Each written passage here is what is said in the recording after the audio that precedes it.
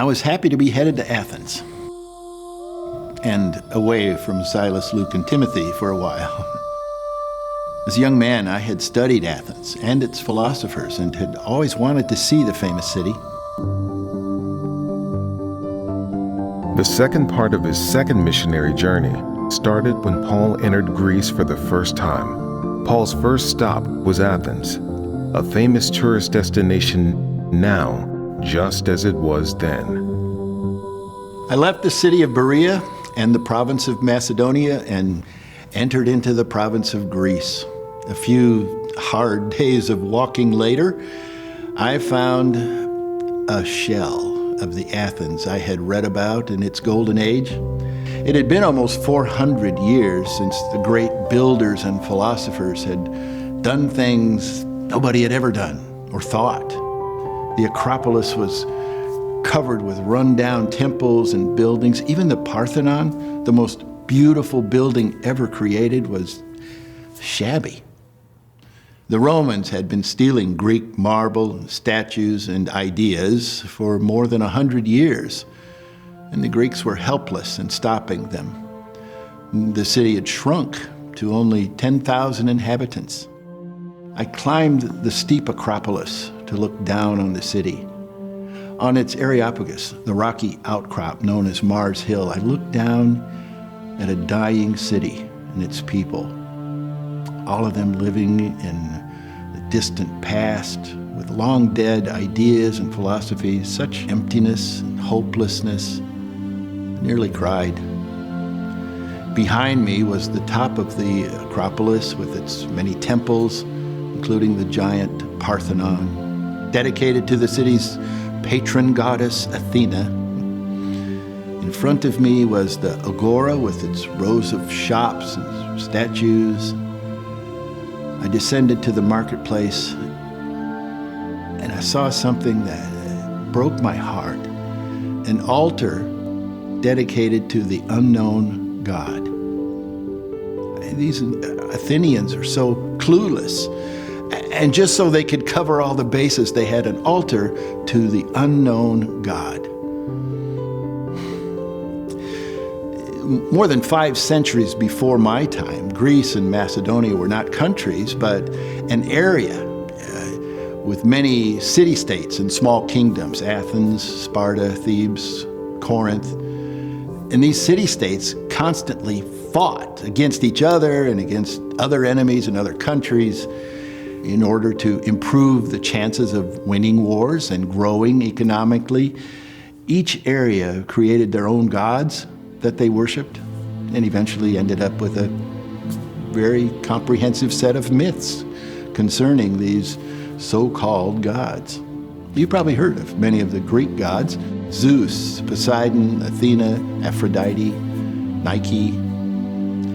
Eventually, the Romans would revise the Greek myths and change the names of the gods, but they essentially continued the same pagan worship. The purpose of religion for the Greeks and Romans was to improve prosperity of their city-states and their families.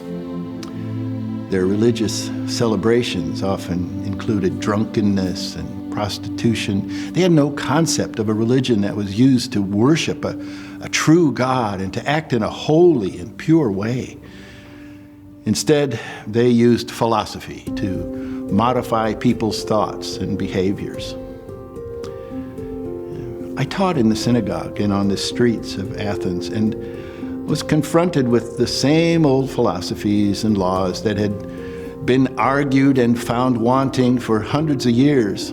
Stoicism, Epicureanism, cynicism had all failed their followers. As I proclaimed the good news of our resurrected Lord, I found many people who were relieved to finally hear a message of hope and life. At one point, I was invited to speak before the Areopagus Council. Now, this group of men presided over cases of murder, sacrilege, and arson. I presumed that I could have been convicted of sacrilege and punished by being shoved over the edge. However, the council was convinced by my sincerity and beliefs and allowed me to stay and teach in Athens. My speech to them was based on natural theology instead of Old Testament scriptures. Even from that point of view, the truth of Jesus was so obvious that many who heard the gospel became believers. Perhaps you find many people who are ignorant of the Old and New Testament. If so, study my speech in Athens and use it as a guide, using nature and popular writers and other common information to convince people of the truth of Jesus and God. You should become all things to all people in order to win them to Christ. In the end, many in the audience wanted to hear more about Jesus, though I suspect many of them just wanted to hear about a new and interesting philosophy. In the end, many people heard the word, but only a few became believers. They took their sweet time about it, but Silas and Timothy finally joined me in Athens. And based on their stories, I decided it was prudent to send them back to Thessalonica to strengthen the church there. They had proven their mettle, and I knew I could trust them to do what was needed. And Silas was wearing me out, wanting to taste the latest Greek food in the Athens Agora.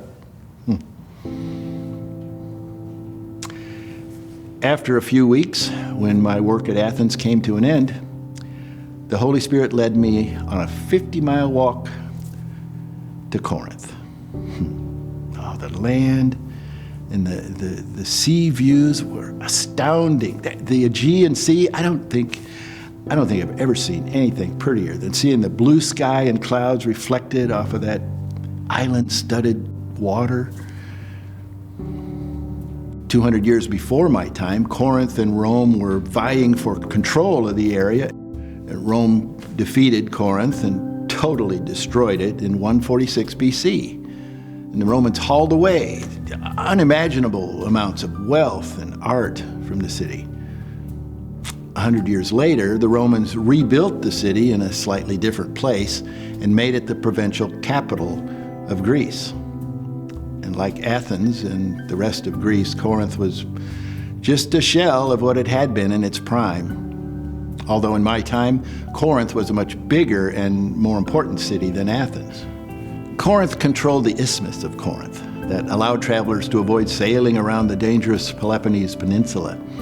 It had a port on either side of the isthmus, and people always wanted to dig a 4-mile-long canal across the isthmus, but it wasn't until the 1800s that somebody did it.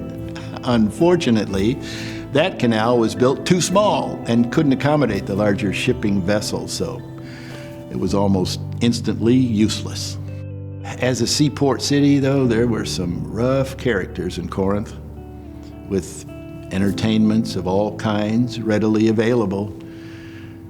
Corinth was also famous for its temple of Aphrodite, which was little more than a brothel for the priests and priestesses that worked there.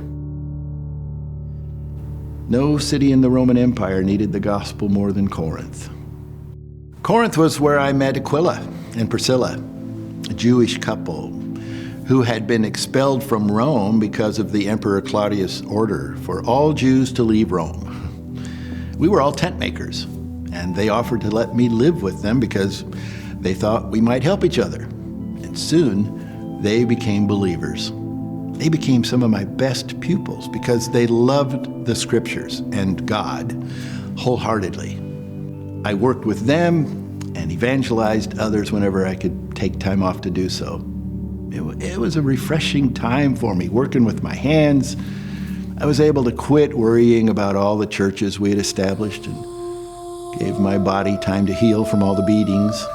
Silas and Timothy joined me at Corinth with special gifts from the believers in Macedonia and Greece, and I became financially able to devote all my time to teaching. And they brought a good report from Thessalonica. But it was apparent that the believers needed to hear some words from me. I wrote one letter to the Thessalonians and reminded them that they needed to work to stay pure until Christ came back. Like many Greeks and Romans, the Thessalonians were very free in sexual matters and had to be continually reminded to stay pure. Later, I had to write another letter to them to clarify more things and to correct some of their beliefs about the second coming. They were sincere, but they had been greatly influenced by the pagan world around them, and they were always looking for loopholes so they could lead undisciplined lives. After a while, the Jews in Corinth became so contentious that I decided to concentrate all of my efforts on the Gentiles. We stayed in Corinth for a year and a half, and we made an incredible number of friends and believers. Our little church family often met in the home of Gaius, and I specifically remember that Crispus and Sosthenes, leaders of the synagogue, became believers, as well as Erastus. And one of the few people I personally baptized, Stephanus, became a believer and later became an effective church leader. And we sometimes had a little excitement in Corinth, such as the time the Jews tried to have us expelled from the city. The case came before Gallio, who was the brother of the famous Roman philosopher Seneca. Gallio heard the case and immediately dismissed it because no Roman law had been broken. He was so irritated with the Jews that he ejected everyone from the court. An argument broke out among the Jews, and the words escalated into a violent beating for the synagogue leader, Sosthenes. Rather than break up the fight, Gallio showed no concern whatsoever. Silas could not contain his smile. Finally, he was not the one taking the beating. I didn't know it at the time, but part of the reason the Holy Spirit had us stay so long in Corinth was to train Priscilla and Aquila to be great evangelists. Their style of teaching was much more peaceful than mine, and admittedly, for many people, it was more effective. And when my time in Corinth was over, the Holy Spirit decided that Priscilla, Aquila, and I should sail to Ephesus in the province of Asia, modern-day Turkey. It was in Ephesus that Priscilla and Aquila began to show their value to the Lord. A very powerful preacher named Apollos came from Alexandria to tell the people about the good news. Unfortunately, he was only aware of the baptism of John, so he was teaching inaccurately, unlike the way I would have done it. They quietly invited Apollos into their home and explained the baptism of Jesus in the Holy Spirit. From then on, Apollos became such a powerful preacher that nobody could refute him. And the Holy Spirit decided that I needed to end this journey.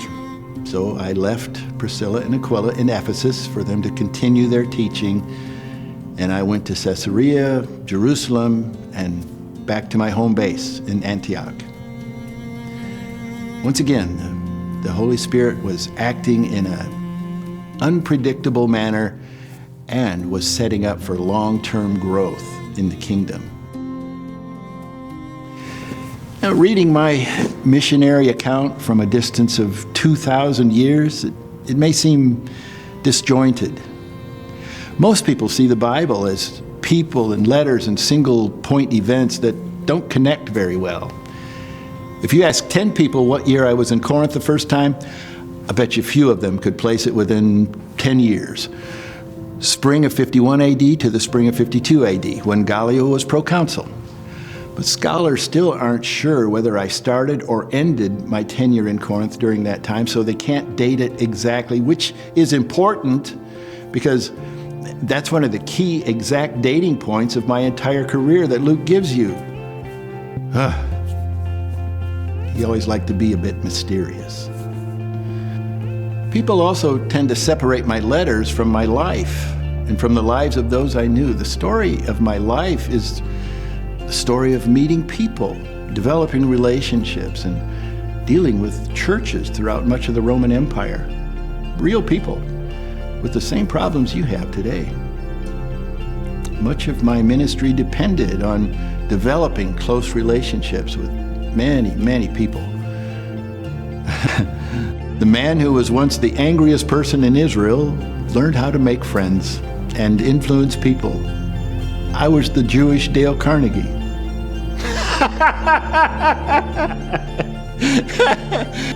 Oh, God has such a sense of humor.